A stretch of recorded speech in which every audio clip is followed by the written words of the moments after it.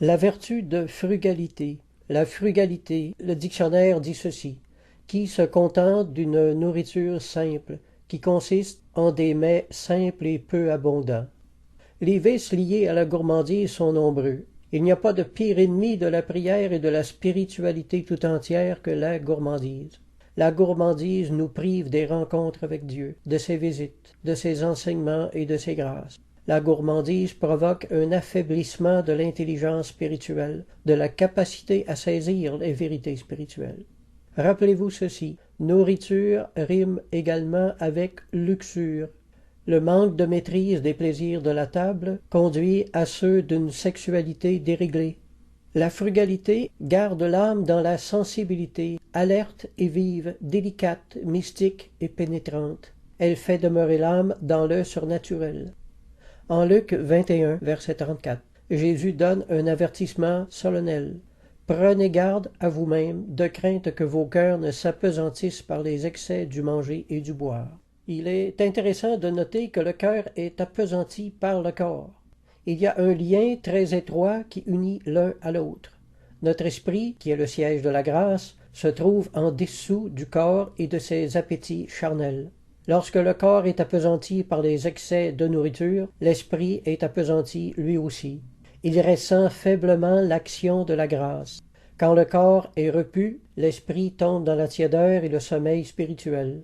L'excès de table rend l'esprit charnel, terrestre, grossier et lourd. Et quand les prières ne montent plus, les grâces ne descendent plus. Pourquoi être un chrétien de plomb quand on peut être léger comme le vent de l'esprit? En bref, qu'on le veuille ou non, la qualité de notre vie spirituelle tout entière dépend de ce que nous faisons avec notre fourchette. Théolepte de Philadelphie, au XIVe siècle, a écrit « Si nous donnons à manger aux bêtes, quand les ferons-nous mourir ?» L'âme chrétienne devrait avoir une inclination naturelle à l'oraison, la prière, la méditation et l'obéissance. Cependant, tout est rendu impossible quand le poids du corps empêche l'esprit de s'élever. Les chants spirituels même que nous entendons et la musique inspirée perdent leur sens sacré. Monseigneur Auguste Saudreau a écrit « Les personnes amies de la bonne chair, ou même simplement immortifiées dans l'usage de la nourriture, ne s'élèvent jamais à une haute piété. » Qu'est-ce que la spiritualité? Eh bien, elle est de l'ordre de l'esprit ou de l'âme et qui concerne sa vie, qui se rapporte au domaine de l'activité intérieure. Les vérités chrétiennes deviennent intenses, elles portent à se dégager des sens pour se préoccuper des fonctions supérieures de l'esprit. L'âme devient une émanation et un reflet du visage de Dieu et favorise l'union mystique avec lui. Qu'est-ce qu'une personne spirituelle? C'est une personne qui vit dans la grâce et qui sert de modèle ou de référence à ceux qui cherchent à développer leur vie spirituelle et mystique. La personne spirituelle sert de directeur, de guide et de médecin des âmes. La frugalité donne l'ouverture de l'esprit. Elle place le chrétien en une disposition favorable à recevoir des inspirations d'en haut et à recevoir le don de prophétie. La vertu de frugalité peut même mener à la thaumaturgie. Le thaumaturge est une personne qui accomplit des miracles. À l'inverse, la gourmandise et les excès de table peuvent détruire tout un ministère. Rappelez-vous l'histoire du prophète tué par un lion et qui se trouve en 1 Roi chapitre 13 versets 11 à 30. Le prophète venait de guérir le roi d'une maladie. En 1 Roi 13, 7 à 9, il est écrit « Le roi dit à l'homme de Dieu, « Entre avec moi dans la maison, tu prendras quelque nourriture et je te donnerai un présent. » L'homme de Dieu dit au roi, « Quand tu me donnerais la moitié de ta maison, je n'entrerai pas avec toi. Je ne mangerai point de pain dans ce lieu, car cet ordre m'a été donné par la parole de l'Éternel. Tu ne mangeras point de pain et tu ne boiras point d'eau. » Vous me suivez jusqu'ici? Je crois que cet homme de Dieu avait un problème au niveau de la nourriture et qu'il vivait dans les excès. Alors pour mettre l'obéissance de ce prophète à l'épreuve, Dieu lui donne une mission, mais non sans lui demander un sacrifice, une mortification reliée à sa faiblesse et pour l'aider à trouver la victoire.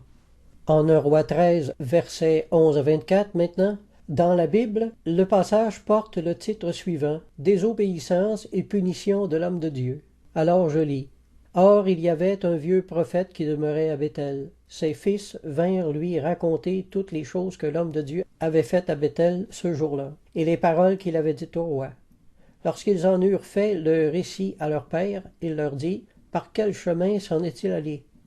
Ses fils avaient vu par quel chemin s'en était allé l'homme de Dieu, et il dit à ses fils, « Sellez-moi l'âne. » Ils lui sellèrent l'âne, et il monta dessus.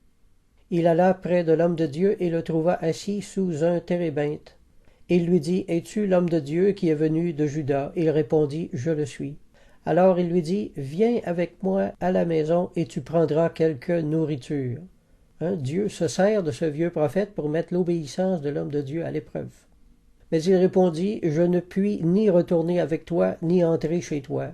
Je ne mangerai point de pain, je ne boirai point d'eau avec toi en ce lieu, car il m'a été dit par la parole de l'Éternel, tu n'y mangeras point de pain et tu n'y boiras point d'eau. » Et il lui dit, « Moi aussi je suis prophète comme toi, et un ange m'a parlé de la part de l'Éternel et m'a dit, ramène-le avec toi dans ta maison et qu'il mange du pain et boive de l'eau. » Il lui mentait.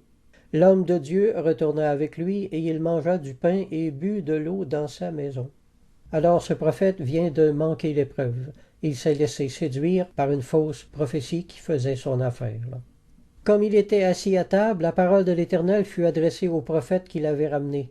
Et il cria à l'homme de Dieu, « Ainsi parle l'Éternel, parce que tu as été rebelle à l'ordre de l'Éternel, et que tu n'as pas observé le commandement que l'Éternel ton Dieu t'avait donné, parce que tu es retourné et que tu as mangé du pain et bu de l'eau dans le lieu dont il t'avait dit, tu n'y mangeras point de pain, ton cadavre n'entrera pas dans le sépulcre de tes pères. » Et quand le prophète qui l'avait ramené eut mangé du pain, il sella l'âne pour lui, l'homme de Dieu s'en alla, et il fut rencontré dans le chemin par un lion qui le tua. Ainsi voyons-nous que ce qui est de peu de gravité pour le croyant laïque s'avère être très grave pour une âme consacrée. Les consacrés vivent et évoluent dans une échelle de valeur beaucoup plus élevée que les croyants laïques. La vertu de tempérance de l'appétit, c'est le contrôle de la quantité que l'on mange. Un saint écrivain a dit « Ne mangez point avec avidité et trop à la hâte. Mangez avec modestie et avec décence, sans trop se laisser aller à son appétit. » Thomas à Kempis a écrit « Réprimez en vous l'intempérance, c'est-à-dire dans la nourriture, vous en aurez plus de facilité à réduire toutes les autres inclinations de la chair. » Fin de citation. Tous les vices semblent reliés à la gourmandise, en ce sens que lorsqu'elle domine dans une personne, toutes ses vertus s'évanouissent. La passion de la gourmandise engendre toutes les autres. Je crois que c'est saint Grégoire qui a écrit « Cette passion infecte et abominable est la porte de tous les maux. Elle est comme une grande porte largement ouverte par laquelle entrent toutes les actions coupables. Elle est l'adversaire de tous les travaux divins. L'homme qui s'abaisse sous ce désir coupable ne peut recevoir le joug de la discipline du Christ. Lorsque le ventre est devenu le maître du corps, il le commande et l'asservit à toutes ses volontés. Et au lieu du chemin qui fait monter au ciel, il lui montre un autre chemin qui fait descendre au Shéol. » Fin de citation. Philoxène de Mabour, au Ve siècle, a écrit « Il n'y a pas de passion plus honteuse et plus abominable que l'amour du ventre. L'amour du ventre est le père nourricier de tous les autres vices, car de même que la racine porte les branches de l'arbre avec tout ce qu'il y a sur elle, de même aussi la gourmandise du ventre est la racine de tous les maux. C'est par elle que l'homme commence dans le chemin du mal. L'amour du ventre est le commencement des œuvres de la honte. » Fin de citation.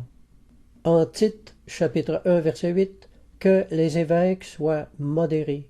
Tite 2.2, que les vieillards soient modérés. Tite 2.6, exhorte les jeunes gens à être modérés. En réalité, que tous soient modérés au fond. La modération témoigne d'un grand mûrissement de l'âme et porte la marque d'une sagesse maintenant infuse. Il apparaît que cette vertu chrétienne tenait une grande place dans le caractère des anciens.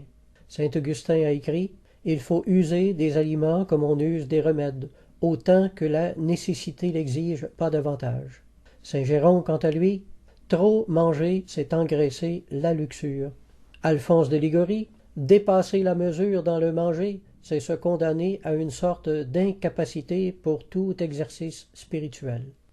Alors cherchons à tirer parti de tous ces enseignements. Amen.